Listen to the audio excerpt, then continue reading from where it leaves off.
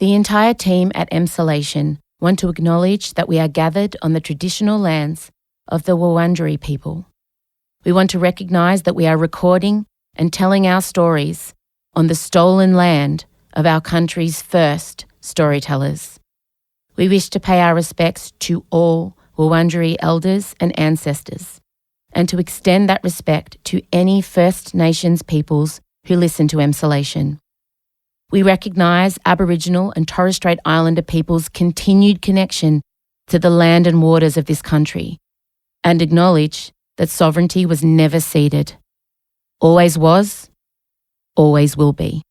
You're about to hear an episode of The Marriage Diaries, an exclusive series created by Em and her husband Scott for our premium service, Emsolation Extra. There's never been a better time to join our Extra family. You can sign up for less than $2 a week on a yearly plan, and you'll get 2 bonus episodes a week delivered to you in an exclusive feed via your favourite podcast app, Instagram close friends access, 20% off our merch, pre-sale ticket access, and so much more. You can sign up now at emsolation.supercast.com. Extra. It's Emsolation Extra.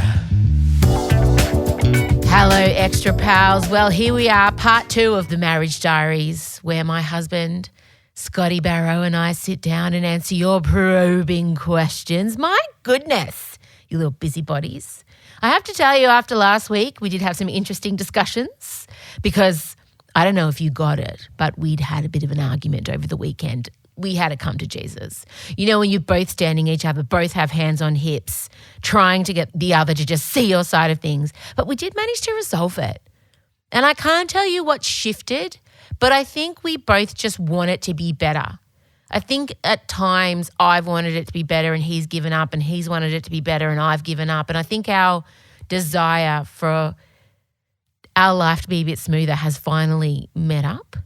We're on the same page. But yeah, it was an interesting time in my house that night. What was that laugh? I'll get to it because this is the long, and I'm so sorry. There's only 3 questions, but there was one question one of you asked us about getting your partner on board with an ADHD diagnosis, and I think our answer went for about 28 minutes. So make no mistake, this is catharsis for us as much as it is about answering your questions. Please enjoy part 2 of The Marriage Diaries. This is from May. Ooh, they're really spicy today. If there's an issue with the other's parents, who should resolve it? You or your partner?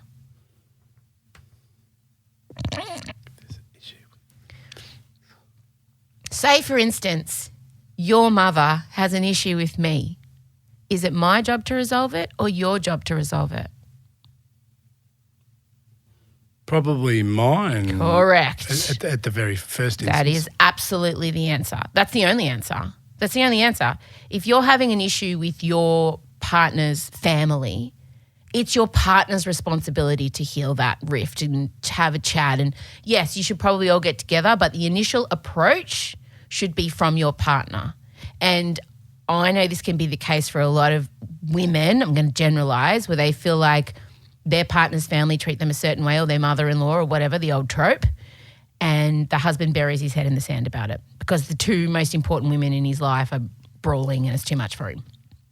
But I think, first of all, I want to say off the bat, you've never had a problem with my parents ever. My dad fucking loves you. My mum's up and down, but that's just Jenny. So we've never had to have that. I've never had to say to my family, don't do that to Scott. And we've had tricky times with your family and me, and we were laughing about it on the weekend because a lot of the criticism your family has had of me is around the social functions. And there was always that joke of, oh, if you're looking for Emmy, find the kids or the dogs. You know? Yeah, that's the bigger family, the broader family. You know, the big family. The big, but like the there's always been this idea that I'm a bit bit standoffish and a bit cold. Yeah, but when I heard that comment, that specific comment, like the kids or the dogs, I think there's a chance you would instantly take that as a threat, an attack. Very careful where you're at now. And I didn't hear it like that. I thought it was more of a, like, that's what it should be. It wasn't, I don't think it was being mean. Scott, they were specifically saying I don't interact with them. Mm. Like that's what they Yeah, were but saying. I don't think that particular comment was a stab. But then in other times they've said it to you and it was a go. You've told me. We're not going to get into specifics, but that has been a criticism of your family of me. And So now anyway, I know it's my job to speak. Yeah, I know why I feel that way. And we saw a post about an autistic person writing and they checked off all the things. And I said, this is basically a list of my behaviours at Christmas Day. I do it with my family. I totally section myself off. It's too much. I'm either cooking, doing dishes, checking on the kids, checking on the washing, floating around. My dad does the same. We're hummingbirds at events. Outside or slightly, not completely isolated, but partitioned isolated. off. Yeah, I realise I have to skirt, and my dad has always done it. And I hummingbird like my dad. We skirt around the edges. We make sure everyone's needs are being met, but we don't go into the middle of it ever. But your dad, when he comes around, say for example, when he comes around our place and we're looking after him, he does allow himself to sit in the group. Oh, yeah, he's much better at that than I am, 100%. But he, when it's his event, he's hummingbirding. He's totally hosting. But look, to answer your question, it's 100% your partner's responsibility to approach the parents if there's an issue. I think if it's his parents, he knows them, he has the background with them, he probably knows how they're going to react.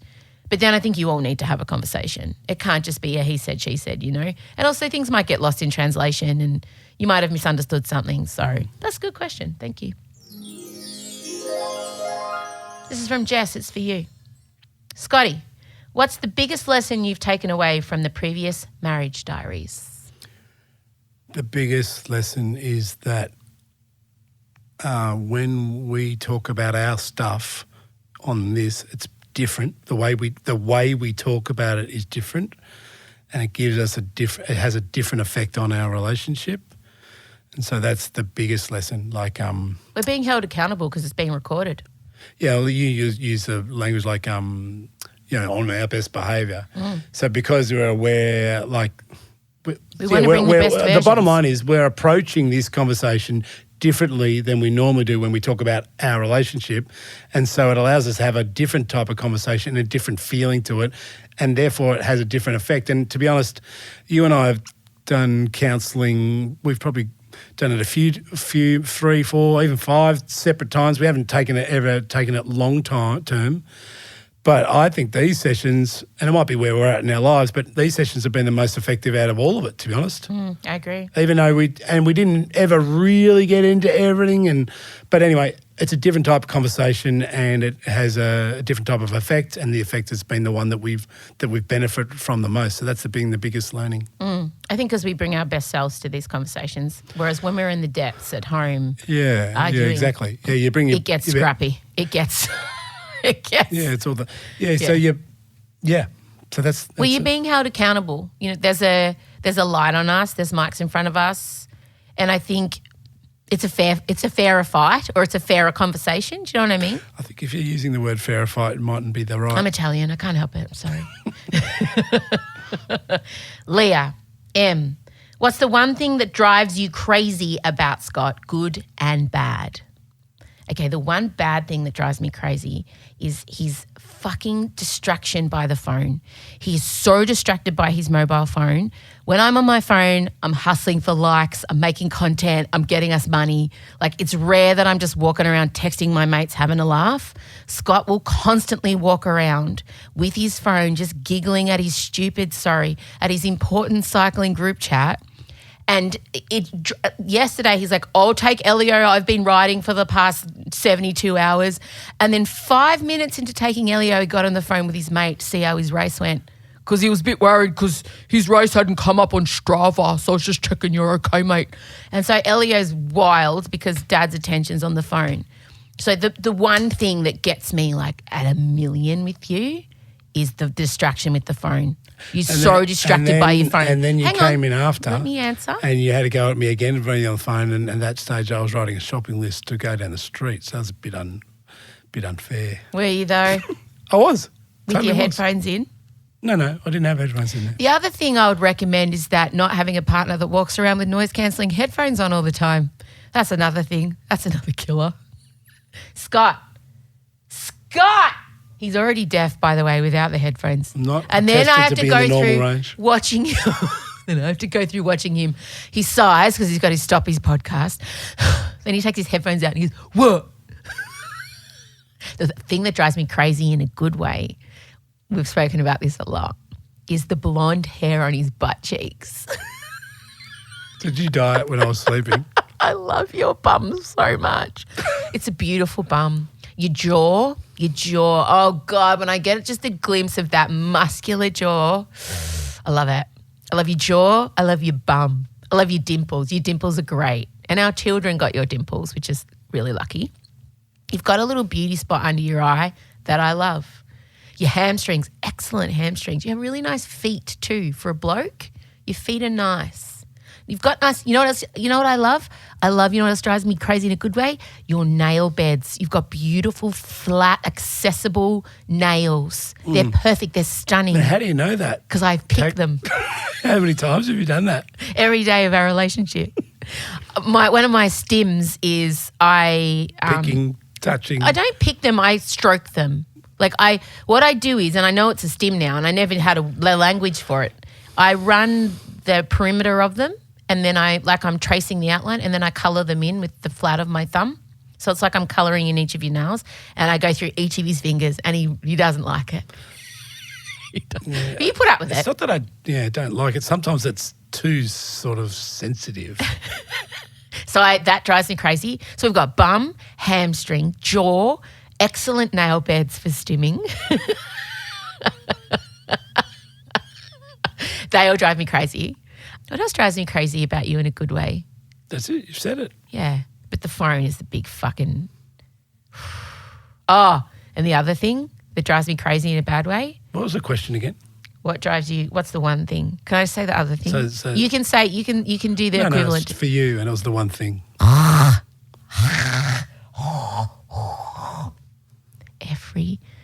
Every day for 23 years. But I think that has backed off Motherfucker. that part Every that day. since I've been, Our children. Yeah. Our children are scarred from that noise. Okay, what's the one thing? No, it was directed to you. That's okay. Let's ask you. What's the one thing that drives you crazy about me, good and bad? Say the bad first. Do your shit sandwich. No, I'm not going to do that. Oh, no, you have to say there's something bad. What do I do that drives you crazy? I drive you crazy like as a default setting, so come on. The sparkle in your eyes is the best thing.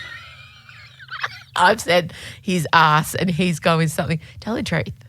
It is. It's the thing that gets me. The sparkle in my eyes. Your eyes. Oh, Your eyes. I've got nice eyes. Yes. Yeah. Anything else? Well, Say so something bad.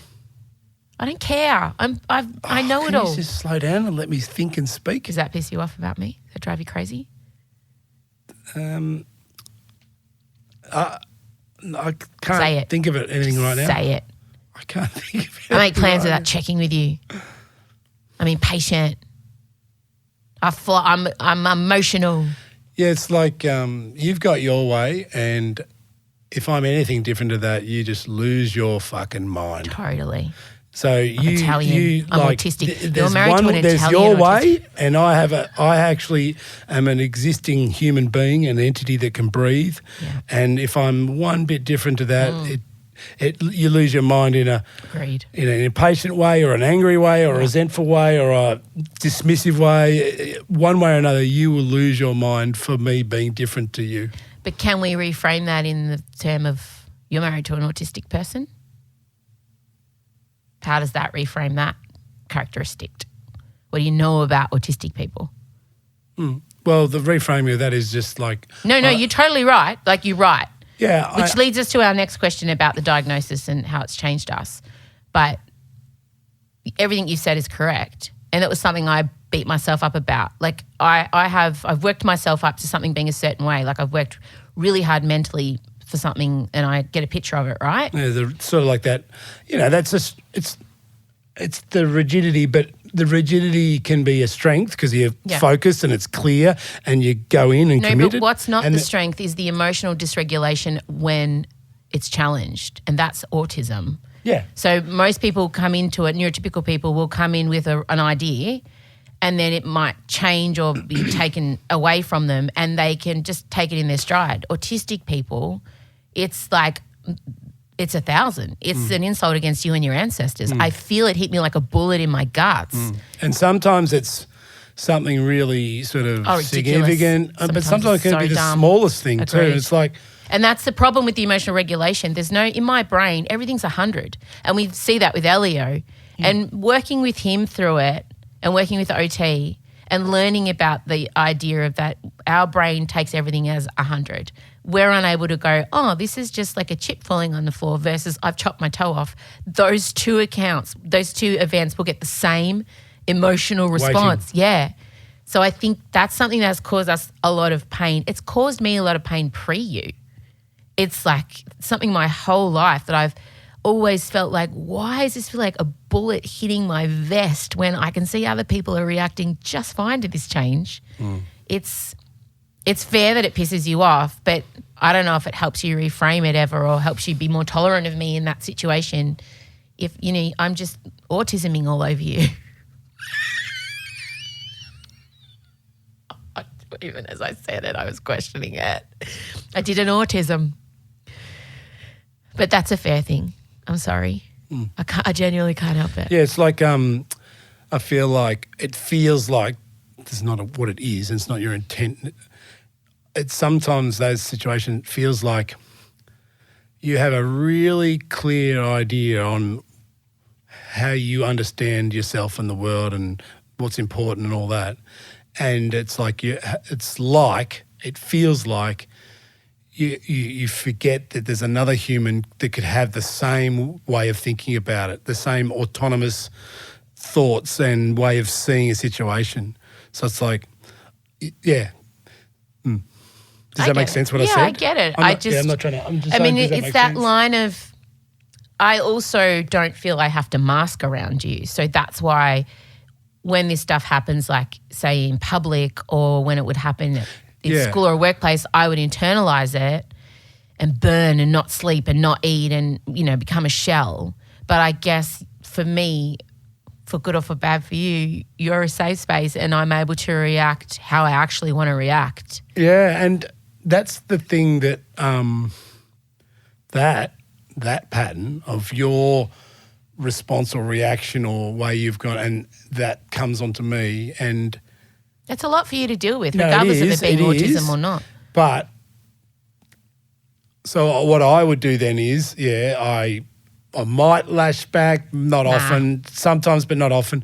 Most of the time I'll either give up, pull out, resent, all that sort of thing, right? Go quiet, essentially.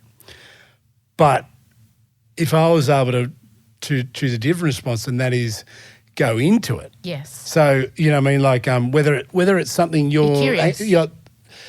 but go into you too. So got to go into the storm, if you like, then actually away. And that's my instincts are the opposite. Yeah, you want to run. Yeah. But so what I need you to do is grab my forearms. Yeah. What we do with Elio. Go and in. be like, I'm here go with in you and, now. and connect. You're safe. You're okay. Let's talk about it. What we do with Elio, you have to apply to your wife. Yeah, but it's not only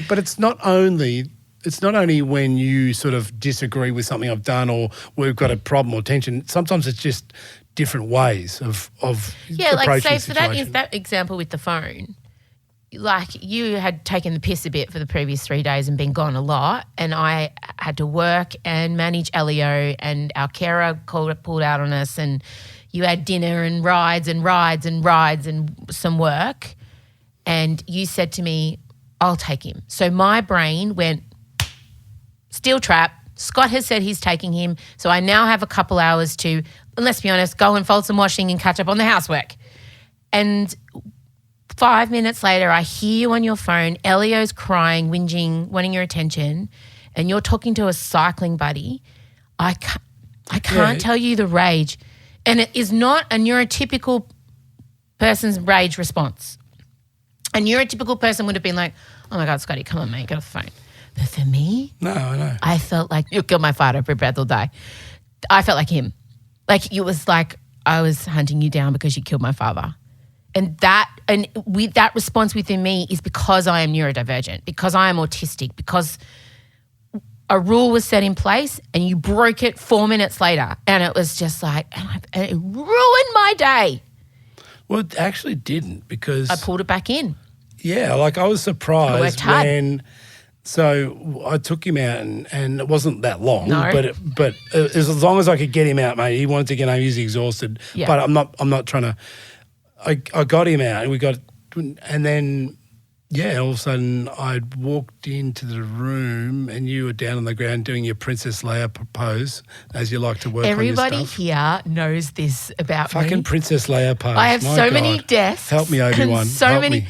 You're and only hope. my preferred position Is a fucking Crouched. kneeling crouch, neck extension, fucking bring it all in like a rabbit eating a I'm carrot. like a little T-Rex Like a rabbit on the eating a ground. carrot. I have my hands out in front of me like That is your T-Rex hands. position. And And I'm down on the ground, and no matter, I hate chairs. I've always struggled to sit that's in good chairs. though. Chairs are shocking. I've things always struggled to sit. in some ways. But even just because that position, I'm in a position of readiness, I can spring up at any time and go.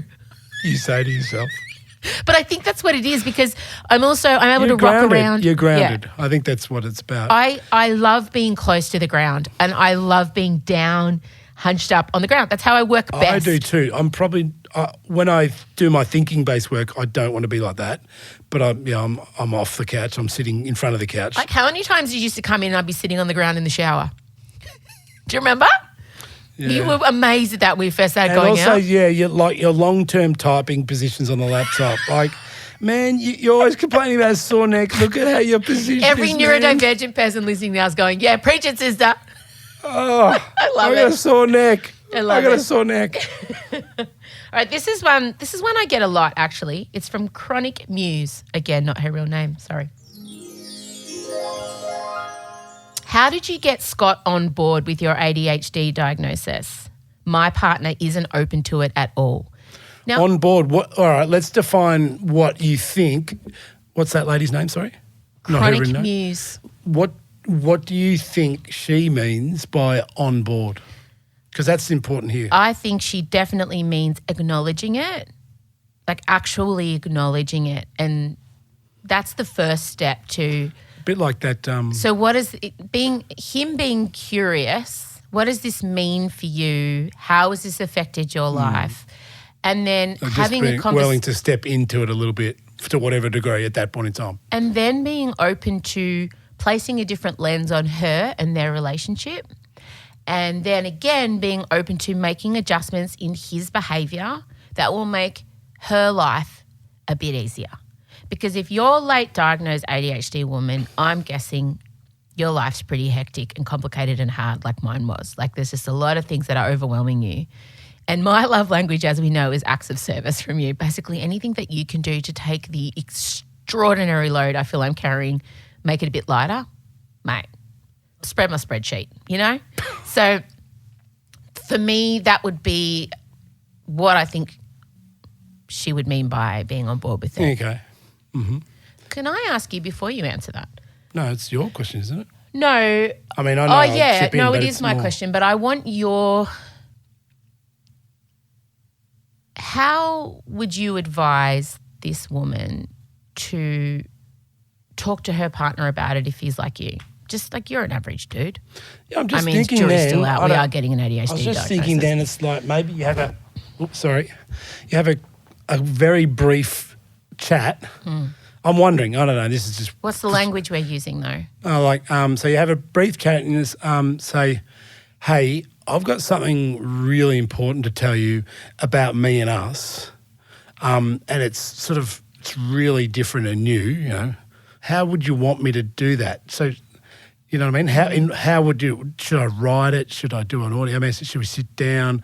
Like, it sounds really over engineered, but it's just So say she does that. making the difference much more gradual and sort of allowing him to think about something along those lines. Does that What's her make sense what I'm language? trying to say? What's she saying when she's Exactly what I there? just said No, then. when they're sitting together. What does she say to him? I've been diagnosed with ADHD. Here's what this means. Is it best now? Remember, No. ADHD. Stop. I've been diagnosed with ADHD. stop, hold, listen, look, read, and then see what's said and stay there. Because ADHDers have a tendency to over-explain themselves, right? Yeah, don't do that. Well, we can't help it because we've spent our lives doing So that. then don't do it in conversation then. Because you want to drip feed this. If you, it depends on how your partner handles big, strong. Because you ignored it for a bit. What? You ignored it. You did. Like No. you didn't. You ignored it. When you say ignore, what do you mean?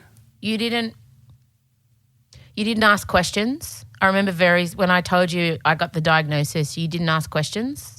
And I remember asking you to read some stuff that I was given and you didn't read it. Yeah, so Like you I didn't think engage with it for a while. That's an example of us approaching things differently.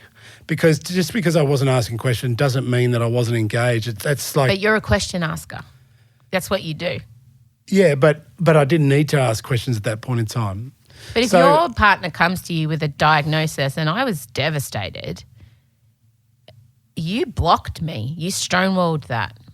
You did. Like, you're well on board now. But I remember being really devastated at your lack of response to it. You were super stoic about it. You were very like Yeah, but I didn't nonplussed. You were nonplussed. Well, I probably at the time didn't even have a full understanding of what it all meant and Yeah, what the that's impact why I was expecting questions from you. Yeah, so you sort of you got to be careful not to put your assumptions on like. That's But what I'm saying. I'm trying to do is I'm trying to understand maybe her partner's having the same reaction you did and you've come around, and I just was trying to maybe unpack. Do you remember how you felt about it when I told you? Like, was there some sort of fear that this would be used as an excuse for things that I did that made things harder for us? Or like, I'm just trying to understand. I can't remember that Because- time that well enough. Like, you know what I mean? Precisely. Okay, because I was just wondering maybe there's a commonality in her husband's response. No, that's what I was Because you saying. were- Like, that's why I was saying you have to, in my opinion, you have to be, this conversation that you have, you got to be very, and this is hard, like the ADHD information dump or, you know, creative. We become our own special whatever you interest call topic. it, right? So just boom. But I think, or at least maybe I'm just reflecting on good. me, I don't know. But you have to wade into the waters of that conversation very one step at a time, allowing time and space. Because You know if the you just irony dump, in that? huh? You know the irony in that? Yeah, it's never going to happen. So that's why maybe a face-to-face conversation is not the best medium for the information flow. And like, it has to happen eventually. It has to be human conversation face-to-face eventually. But that's where I wonder, like, if I had some, you know, like that's what I'm thinking, prefacing the whole thing. If I had something really important to tell you that was going to impact me and us at a really high level, important level, what would be the first thing you'd want to know? You know what I mean? Like giving the guy the power to choose what bit of information he gets at that point, at least until it gets some sort of familiarity and confidence and not being overwhelmed or It's yeah, oh shit, it's there's so no rules hard. to You this. know why? Because all we want in that moment is, I'm so sorry, and it's not your fault, and you went wrong. The way you were treated was wrong. You Yeah, know, and that's the kind of healing language I think we want from our partners. And I just want to ask you. But what I wouldn't have got been able to you do over- that. I wouldn't No. have been able to do that then because of one, the whole energy and volume coming out of you then Oh, will come on to me. and we were so in I wouldn't lockdown have been too, able remember? I wouldn't have been able to pick out, No. oh, this person in front of me, my wife, is ultimately feeling a bit rattled by it. But you ran the other way. Remember what we just talked about? You, instead of leaning in and giving me a hug and saying, we'll figure it but out. also, but my point is, what I'm trying to say is that, yes, that would have been best and that would have been great. But also, I personally wouldn't have had a chance to do that. It's not that I can't do it and couldn't do it in the future because the weight of information that I was dealing with. So I wouldn't have even been able to go, you know what, the main thing here is she needs a hug. I would have been overwhelmed by information anyway and my own thoughts and all the parts of it that you would present too. I'm not making an excuse. I'm just saying that would be great if I could have done that. What got you across the line? I can't remember. When did you start viewing it differently? And by the way, I was sending him a lot of TikToks, a lot of videos. No, that No, but there was later. a slow Wasn't in the early part. indoctrination of, like, it's been a long journey to get Scott. What helped me, one thing was some specific information from others, not just from you. And one of them was the Insight show on ABC where they had the thing, and the researcher or professor type person was talking about the physiological mechanics of the nervous system. That helped me. It's like, okay, well, I understand the real basis of it. That sort of, I guess that helped my learning style. It's like, okay, ADHD is ultimately about an under-aroused nervous system and da-da-da. I was like, oh, okay, right. And then things started making sense to me then. So it's like, I guess what we're talking about there is an understanding of it rather than what your experience of it is. And so that was the order of things that helped me, if that makes sense. Was the autism or the ADHD easier to accept or believe? Probably the autism because it was second and it was just like I'd already been through that process. Do you know what I mean? Yeah. I think the ADHD thing was the speed of my engaging with you or accepting or whatever, all that, it probably was just proportionate to my level of education on it. Do you know what I mean? But I felt you resented me trying to educate you on it. I genuinely felt resentment from you on that. Yeah, because that's another example. Like you push this stuff to me and I cannot and I don't want to consume the amount of information that you do. So that's like, you're pushing all this stuff at me, all this content, and it's just too much for me. ADHD. So different learning styles. Or some might say you're neurodivergent. Do you think you're neurodivergent? I don't know. Do you think that you're neurodivergent? Neurodivergent. Do you think there's a... I think where I'm at right now, yes, I do. But anyway, like you were doing it your way. You were going pushing all this stuff to me, and it was just that actually wasn't increasing the rate of my understanding, learning, appreciation. What have you reframed about me in your mind from negative to more compassionate and understanding since the diagnosis? Probably a better understanding of why you are like you are, like why you do things like you do, all those sorts of things. So just sort of changing the reason why. I can't remember what the reason why was before, but... Yeah, you don't give me as much shit for diving into the special interests anymore. Like you used to really go on about it, about how I would have to go and buy one of everything to do the thing. You just let me do it now. Yeah, you did. Yeah. Oh, we don't need that. We don't need that. No, I still don't like that and we don't need it. And yeah, but I know you where shut it's up all about going. it now. Huh? Yeah, but you shut up about it now. You just let me do it because that's my live or die. I have to do it. It would be like cutting me off from being able to fully explore my special interests, like really limiting that ability, which did happen to me as a kid. It's like taking away my oxygen. Yeah. And just being a mum gives me the greatest excuse because all my special interests line up with my kids. So Elio's into Halloween. It's interesting that special interests are, things that you can engage with as kids, which is the same time as when they started getting shut down. So you didn't get to fully explore it. I'm totally reliving my childhood through my children. The childlike interest, I'm not trying to say that that's those an ADHD things can't thing. exist, but they can't exist as an adult. I'm not trying to say that, but yeah, there's that part too. But the greatest thing is I can completely roll around in painting ghosts and our faces and decorating the house with cobwebs and bats. And I was literally like setting up a scene from a horror show in our front. We had a cauldron bubbling and it was just another day for you. You didn't give me shit. And I laughed and I said, it's lucky. Sometimes I have women writing to me saying, God, my husband would never let me paint the wall pink. And I'm like, if Scott tried to limit me doing that. Yeah. So we've been together like 23 years. So in the early years, that would have rattled me because, one, it was different than what I was used to. Yeah, and what you I grew up in minimalist, Scando and chic. also it's like I was drawing my own meanings of it all and where it was all going to and all that sort of stuff.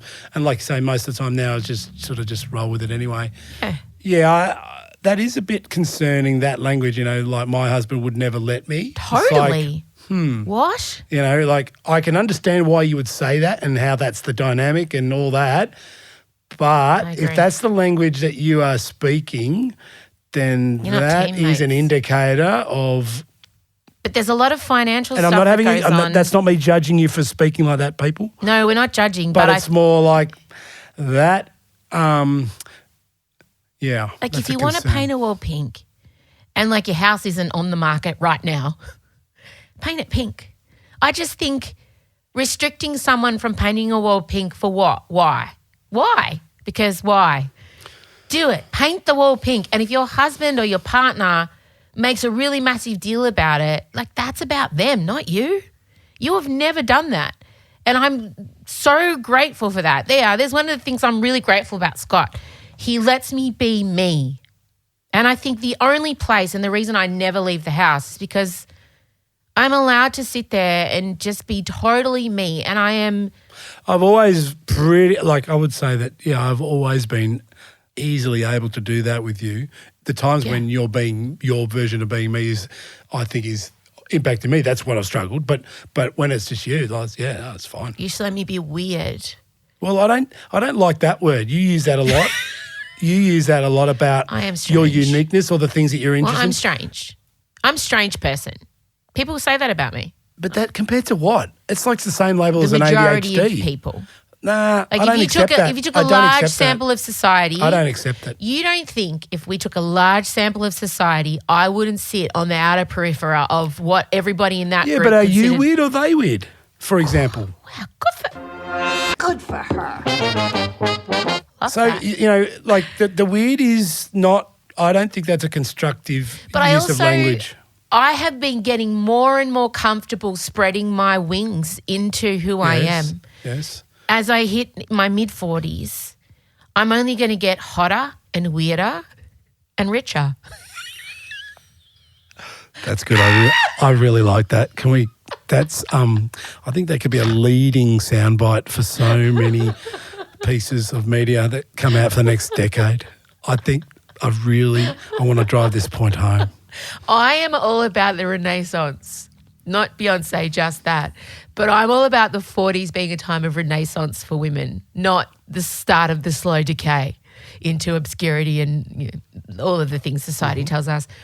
I'm about embracing this and just being all the things you were told you couldn't be when you were little. Just buy the Castle Grey Skull. So come back to the question again. Getting her husband on board. Was that it? That Was his that side it? Getting quest. her husband on board? Yeah. Or was it? No, it was a secondary question. No, it was getting her partner. Her partner isn't on board about her diagnosis at all. I just say start living your best ADHD life, special interests, pink walls, whatever that looks like, and let him come at his own pace. But if he's not acknowledging it at all, if he's ignoring it, then he's ignoring you at your core, and that is a bigger problem. To deny someone who they tell you they really are is, it's like if your child comes out to you and says, I'm queer or I'm gay, for you to then respond with, no, you're not. This is what your husband is doing. You've come out as a neurodivergent person and your partner has basically stonewalled you on it and like, no, you're not. And that is awful and that's on him. And I don't want it to be a reflection on you because you're probably carrying enough. Yeah, so then it gets to that's a question like how would she do that? She needs to just look after herself. I had the idea that I had to sell you on it. I had to, make it a thing. And then I flipped on that and I was like, no, I've got to sell myself on this. That makes sense. Yeah, that's the way, absolutely. I've got to reconcile this with myself. You have to accept, acknowledge, commit, all those things that you're wanting from. Well, it's almost like if enough people believe you, then you can believe you. Yeah. Yeah, so if I you think that's believe the way. you, if you know you've got ADHD, if you're in a good space, that should be enough. And I have literally been publicly accused of faking autism and ADHD. But ultimately, I was able to reconcile that. And you know what that did to me. You saw me not get out of bed for a month. But ultimately, I was like, but I know I am. Why am I trying to convince people who want to believe the worst of me something I know. Like I was carrying around my diagnosis as a printed out bits of paper. I've recorded the sessions. I was like, I had these on me like weapons ready to throw at anyone on the street who approached me and said, "You're faking." And I was ready to rip out my report. And I was like, so it's like, why do I need to convince anyone else? Yeah. Why do I need that? You need a little bit of cooperation from people at times, but that's about it. But again, yeah, like you say, until you own it, other people won't own it as much. It doesn't have to be in that absolute order, but yeah, it's probably, it's almost like what you feel you're lacking in the other, look and see if you're doing it for yourself first. Do it for yourself. First, yeah. Do it for yourself first, and all things going to plan, they'll slowly join you. All right, last question. This is from Cindy Lou. What is the recipe for a successful long-term relationship, Scott? Learning. That's it? Yep. That's extremely unhelpful. You just said one fucking word. Okay, I'm just going to go do some learning all over my partner and we're going to get really good at it. Can you expand? Well, the learning is what's required to I grow. tell you what, it's not fucking rolling your eyes at your wife every 30 seconds. I didn't roll my eyes. You did. No, I did not. Don't eye roll. We are in a family of eye rollers, aren't we? Whoever gets in first. The first facial expression our children made was an eye roll. Everyone imposing their will on the others. House full of assholes. Yeah. All right, I think we'll cut this piece out. No, we won't. Learning, what do you mean expand? Well, the learning is always sort of like the version of the underpinning of growth. And to stay in relationship, everything else is changing around you and you're changing. So the way you relate has to keep evolving and growing and changing. And I think the underpinning of that is learning. Okay. Yeah. I would say resilience. I think resilience is the key. I think when things are hard, when things are good, having that bounce back factor, like not being fragile about your relationship and your love, that for me I think is the key. The key to long-term success in a relationship is resilience. Totally. Why are you looking at me like that? I feel like the way I'm hearing that is like it's like your attention is all about the times when it's being challenged. Well, that's the nuts and bolts of what this question is. Because I don't think so. Long-term relationships last because you can get through the challenging times. If it's all good times, this question is irrelevant, right? Like long-term relationships are only long-term because people have survived hard times. But also there might be something that they that's not about surviving, that's actually good about it, which keeps it together too. Yeah, of course. But things can't be good all the time, right? So when things aren't good, it's being in a relationship is great when it's good, but when things get hard, but that would be not shying away from the hard, because there are plenty of people in long-term relationships who are fucking miserable, right? But they're just together because it's all they know, or for financial reasons, or because they're scared to be on their own, because they haven't had the resilience to tackle the stuff that got them there, right? Do you see what I'm saying?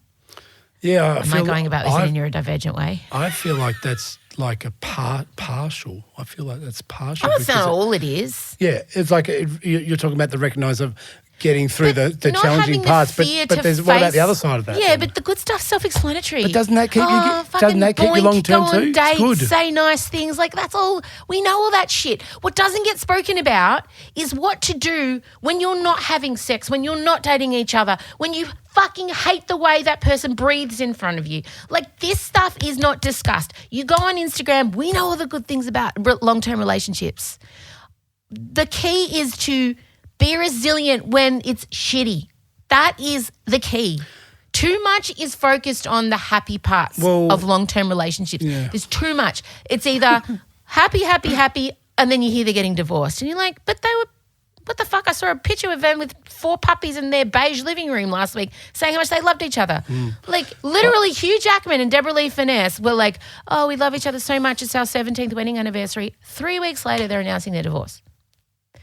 That is people. That's like whiplash. Yeah. So So I think the when key, I don't think you can tell me my key is wrong. no, but I find it an interesting. If I saw view. more relationships like ours, if I saw people like us, more people sitting down, talking about the sticky, shitty parts, I would feel better about us. That is the truth. That's the feedback I've gotten from people who have listened to these, that they are able to review their relationships.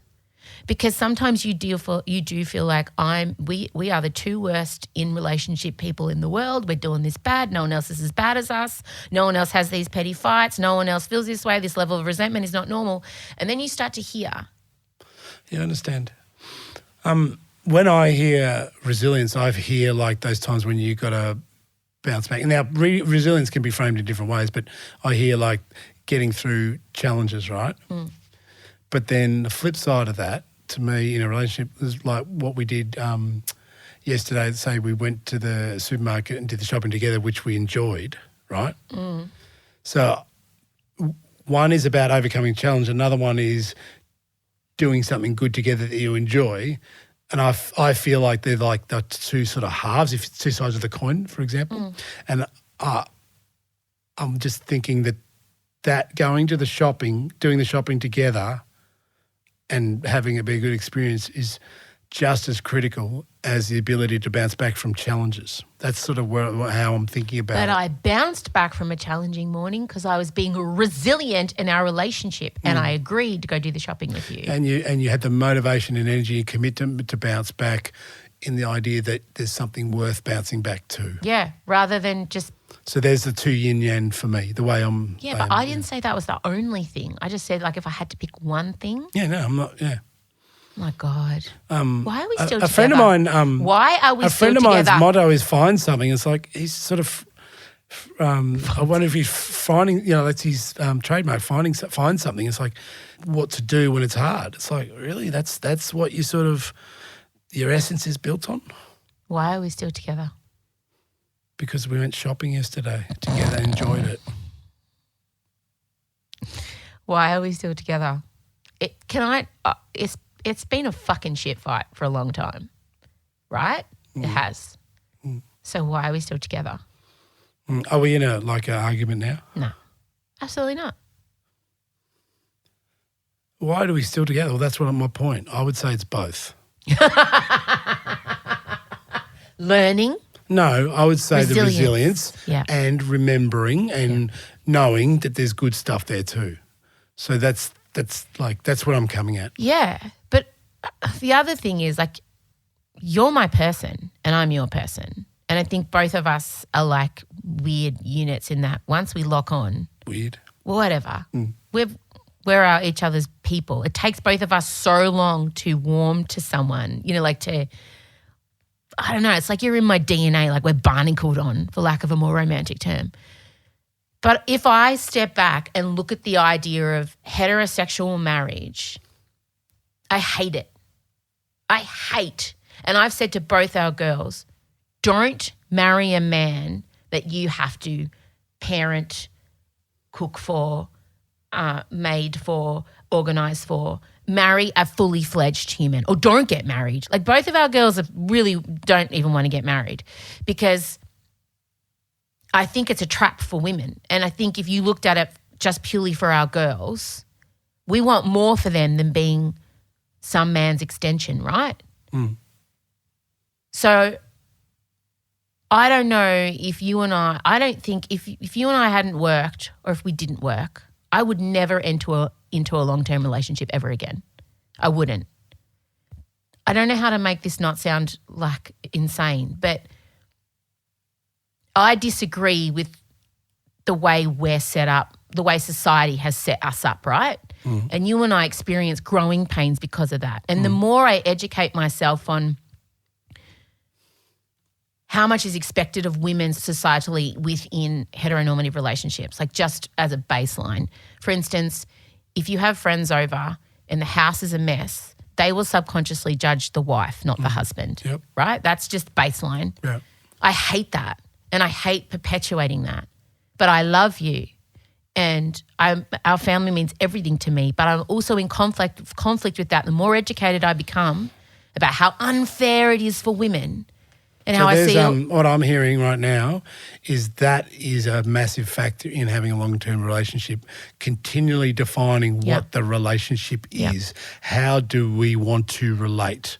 Not the way that we've subconsciously adopted, because most of the times this is all oblivious to us, it's invisible. It's like, hey, this is how I want the relationship to be. Yeah.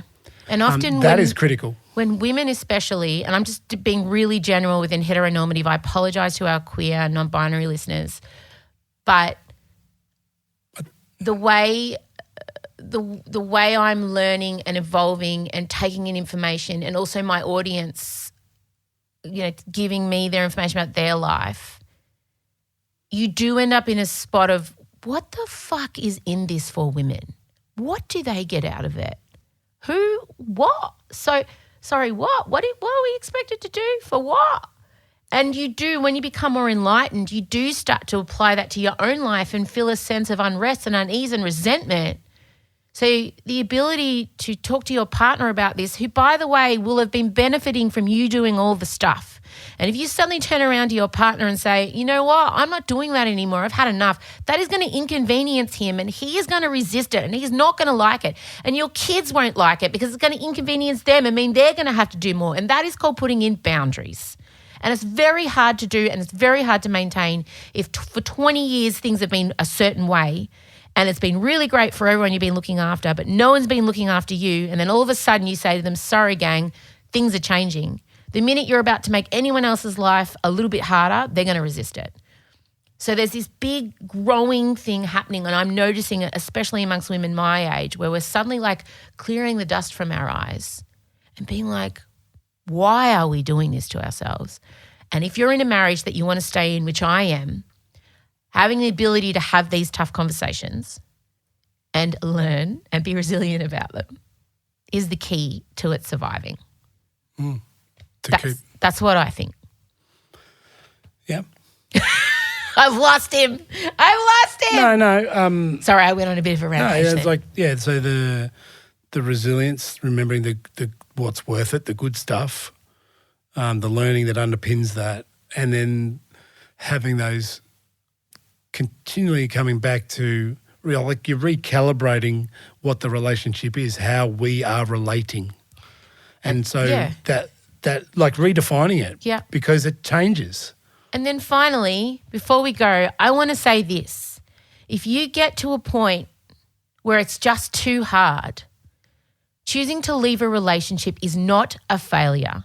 If you've been in a relationship for 5, 10, 15, 20 years, that is a successful union.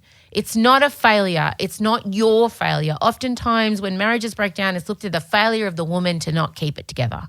But if it is genuinely too hard for you and your life is less and you can see a way through, then just agree to end it, because it's not a shortcoming in your life. It's not a mark in the ledger against you. It's not a failing. You've had all these years where it worked and then it stopped working. And I think that's okay too. That's okay too. Sometimes it's just finished and run its course. Mm-hmm. Yeah. And on that happy note, hey, thanks for being here. Oh, wait, he's having a thought. I just wanted to go back a minute or two. Oh, okay, yeah. You were saying sorry to the people who are not non-binary and not queer, yes. But I would argue that the principles, even though we're talking about man-woman type thing, I think a lot of it's gendered, babe. This is where we think differently.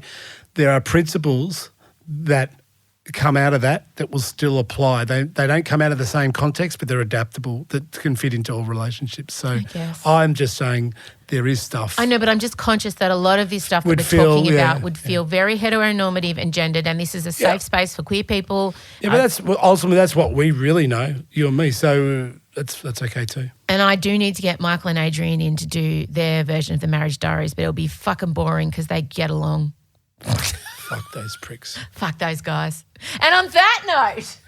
That's it. Thanks, Scotty B. Thank you. Okay, bye. Bye. Emsolation. Extra.